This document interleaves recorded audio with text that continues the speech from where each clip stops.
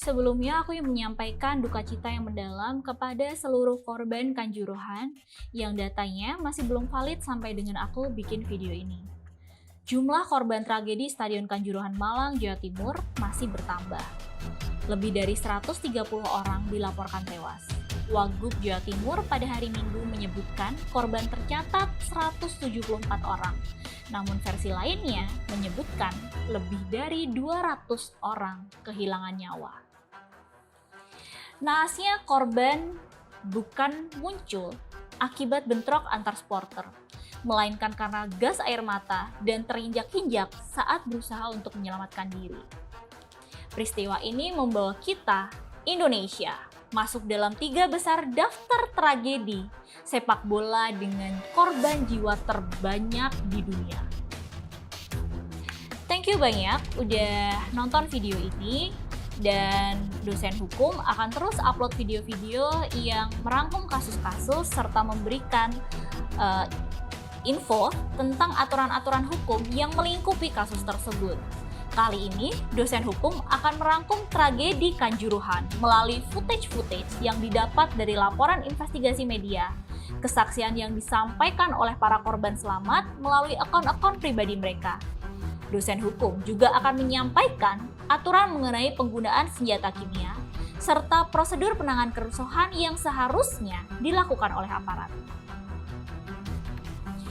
Kejadian ini bermula pada 1 Oktober 2022 pukul 8 waktu Indonesia bagian Barat. Dilangsungkan sebuah pertandingan antara Arema FC melawan Persebaya di Stadion Kanjuruhan Malang.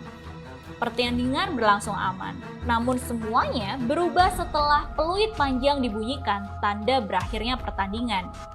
Adanya kekecewaan dari Aremania yang untuk kali pertama dalam 23 tahun terakhir dikalahkan oleh Persebaya di kandangnya sendiri dengan skor 2-3. Pada pukul 21.58 menit, awalnya hanya beberapa penonton yang berlarian masuk ke dalam lapangan, berusaha untuk mengejar pemain dan ofisial yang berjalan ke area ganti. Namun kurang dari 5 menit, personel kepolisian dan aparat berusaha mendesak massa untuk kembali ke tribun dengan memukul massa menggunakan tongkat. Tak lama kemudian, ribuan supporter Aremania merangsak masuk ke dalam lapangan. Kerusuhan semakin membesar. Terjadi aksi saling lempar oleh para supporter dan dalam proses penghalauannya, polisi menggunakan gas air mata. Menurut penuturan salah satu korban, Pak Doni, yang pada saat kejadian datang bersama dengan anaknya yang masih berumur 10 tahun, kakaknya Muhammad Yulianto, serta kakak iparnya dan anak mereka yang pada saat itu berumur 11 tahun. For your information, dalam tragedi ini Pak Anton dan istrinya meninggal dunia. Beliau menuturkan Tribun 14 tempatnya duduk bersama dengan keluarganya tiba-tiba turut ditembaki dengan gas air mata, meskipun tidak seorang pun dari Tribun 14 yang ikut masuk ke dalam lapangan dan melakukan kerusuhan. Mereka pun akhirnya kocar-kacir, berdesak-desakan untuk keluar dari lapangan, berusaha untuk menyelamatkan diri. Namun, tidak berhasil. Kebanyakan dari mereka justru hanya terjebak di pintu keluar dan terinjak-injak. Dia menuturkan pada saat itu ketika kakaknya dan kakak iparnya tidak sadarkan diri, dia berusaha untuk mencari tenaga medis, namun tidak satu pun tenaga medis yang berhasil dia temukan. Penonton panik, berdesak-desakan menuju pintu keluar stadion, tapi sebagian besar pintunya ternyata masih tertutup. Setelah gas air mata ditembakkan ke lapangan dan mengarah ke tribun, para penonton berhamburan keluar ke satu titik, yaitu pintu nomor 10. Yang lebih mengerikannya lagi, korban selamat lainnya, Revan, juga menuturkan tembakan gas air mata tidak hanya berasal dari tribun ke arah dari lapangan ke arah lapangan dan ke arah tribun, melainkan dari luar lapangan menuju ke dalam lapangan melalui pintu yang seharusnya menjadi pintu keluar akses untuk korban menyelamatkan diri dari tembakan gas air mata yang berasal dari dalam stadion. Berikutnya, aku akan melampirkan video yang didapat dari Twitter dengan akun @iwak07161257 supaya kalian tahu semengerikan apa kondisinya pada saat itu, seputus asa apa korban, dan gimana korban yang pada saat itu terkunci dalam stadion pada saat polisi sedang menghujani mereka, sedang menghujani stadion dengan gas yang beracun ini.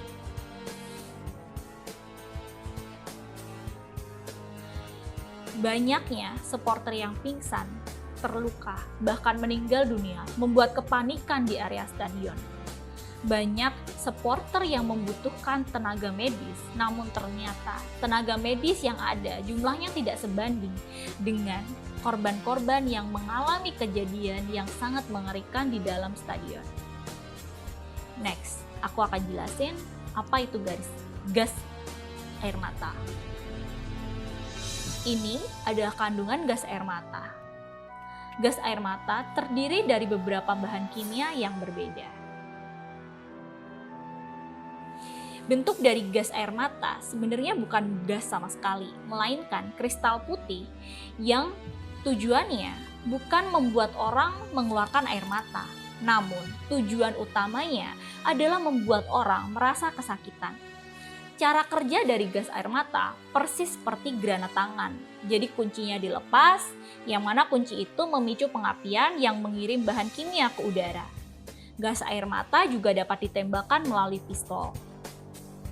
Adapun dampak gas air mata bagi tubuh seperti berikut. Pada mata, gas air mata ini membuat mata berair, gatal, panas seperti terbakar, tidak bisa melihat untuk sementara waktu, pandangan kabur, pendarahan mata, kerusakan mata, katarak, erosi kornea, sampai dengan kebutaan. Pada pernafasan, efek gas air mata bisa menimbulkan iritasi pada hidung, tenggorokan dan paru-paru, serta menghirup kabut gas ini, orang-orang ini bisa tersendak, hidung dengan tenggorokannya terasa panas, gatal, sesak nafas, batuk-batuk, mual, muntah, serta gagal nafas. Dalam kasus yang parah, seperti papasan gas air mata dalam konsentrasi yang tinggi, atau di ruangan yang tertutup, gas air mata bisa menyebabkan kematian. Pada kulit, paparan gas air mata menyebabkan iritasi dan rasa sakit. Untuk kasus yang parah, iritasi ini bisa berlangsung selama berhari-hari dengan gejala gatal, kulit ruam kemerahan, melepuh, bahkan mengalami luka bakar. But not only physically, gas air mata juga dapat mempengaruhi orang dalam hal mental. Harus menjadi pelajaran bagi kita semua dan seluruh dunia. Bencana sepak bola Peru yang menyebabkan hilangnya nyawa 300 orang disebabkan oleh tembakan gas air mata ke arah tribun di Estadio Nacional 5 Peru pada 26 Mei 1962. Sejak saat itu, penggunaan gas air mata adalah pelanggaran terhadap aturan FIFA. Dalam pasal 19B FIFA tentang Stadium Safety and Security disebutkan, senjata api atau gas pengendali massa tidak boleh dibawa atau digunakan. But not only melanggar aturan FIFA secara prosedur, apakah cara pengendalian massa yang dilakukan oleh personel kepolisian di Stadion Kanjuruhan telah sesuai dengan aturan Kapolri?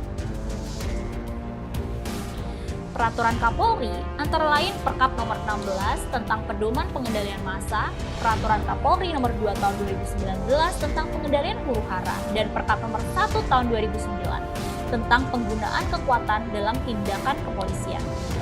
Pada pasal 5 ayat 1 Perkap nomor 1 2009 menyebutkan 6 tahapan penggunaan kekuatan dalam tindakan kepolisian yang terdiri dari tahap 1, kekuatan yang memiliki dampak pencegahan. Contohnya, saat polisi menggunakan seragam, dia sudah menggunakan kekuatan pada tahap 1. Contoh, misalnya, ada polisi berdiri di pinggir lapangan, maka orang yang berniat buruk akan berpikir, ada polisi nih, gak usah ngapa-ngapain lah, takut ditangkap, atau takut diapa-apain sama polisi. Atau sebaliknya, ketika ada ibu-ibu mau ngajak anaknya masuk stadion dengan sebenarnya awalnya ngerasa takut. Aduh, takut ada rusuh, takut lain sebagainya. Pada saat itu dia melihat polisi berseragam, banyak jumlahnya, maka dia akan merasa, oh, pertandingan ini aman kok karena dilindungi oleh polisi. Itu berarti polisi sudah menggunakan pencegahan yang ada pada tahap 1. Di tahap 2, ini adalah perintah lisan. Jadi kalau misalnya polisi melihat seseorang melakukan suatu tindakan yang tidak baik, maka polisi bisa berteriak, berhenti, keluar dari lapangan, semua orang keluar dari stadion. Pada saat itu, pada saat polisi mengeluarkan suaranya, maka polisi telah menggunakan kekuatan di tahap 2. Di tahap 3, ini adalah kendali tangan kosong lunak. Misalnya, orang tersebut tidak mau berhenti, terus kemudian dia mendekati polisi dan petugas mencoba untuk menahan dengan tangan. Kayak misalnya stop, saat itulah polisi yang bersentuhan dengan tubuh tersangka ini telah menggunakan tahap 3, hanya menyentuh ya. Nah, di tahap keempat ada kendali tangan kosong keras. Ketika tersangka tetap melawan polisi, polisi bisa melawan balik dengan menggunakan gerakan bela diri untuk menghentikan tersangka. Misalnya dengan mendorong balik atau menggunakan gerakan yang dibutuhkan. Di tahap 5, kendali senjata tumpul, senjata kimia antara lain gas air mata, semprotan cabai, atau alat lain sesuai standar Polri. Jika sudah dibanting, kemudian didorong dan sebagainya, tapi orang ini tetap melawan, maka petugas dapat menggunakan senjata tumpul atau senjata kimia. Misalnya tongkat T, double stick, tongkat tameng, rotan, kemudian tameng dalmas, dan gas air mata. Nah, ini ada di tahapan kelima. Setelah itu masih ada tahapan keenam, di mana kendali dengan menggunakan senjata api atau alat lain yang menghentikan tindakan atau perilaku kejahatan atau tersangka yang dapat menyebabkan luka parah atau kematian anggota Polri atau anggota masyarakat. Nah, di tahap inilah polisi baru boleh menggunakan senjata api. Pengertian tahapan di sini bukan berarti sesuatu itu harus berurutan, kayak misalnya tahap 1 dulu, baru tahap 2, yang terakhir tahap 3, 4, 5, 6. Nggak harus kayak gitu. Karena di Pasal 5 ayat 2 Perkap nomor 1 2009 disebutkan anggota Polri harus memilih tahapan penggunaan kekuatan sebagaimana dimaksud ayat 1 sesuai tingkatan bahaya dan ancaman dari pelaku kejahatan atau tersangka. Kata kuncinya adalah memilih.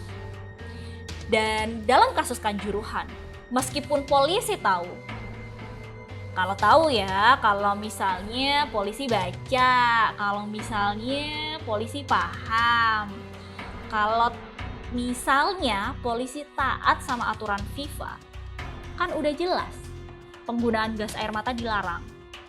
Namun, kenapa aparat tetap memilih untuk menembaki semua orang, bahkan wanita, bahkan balita, bahkan orang-orang yang tidak turut serta dalam kerusuhan tersebut? Mereka semua turut ditembaki dengan gas air mata yang membabi buta dan menyebabkan tewasnya ratusan nyawa. Pada akhirnya, pilihan polisi inilah yang menentukan apakah semuanya akan berakhir dengan baik atau sebaliknya. Dan pada akhirnya harus ada yang bertanggung jawab atas hilangnya ratusan nyawa yang dicintai oleh keluarganya, yang disayangi oleh kerabatnya, yang menjadi tulang punggung, yang menjadi tumpuan harapan bagi lingkungannya. Semua ini tidak cukup hanya digantikan dengan permintaan maaf, apalagi janji untuk ganti rugi dan menyantuni. Sekian, terima kasih.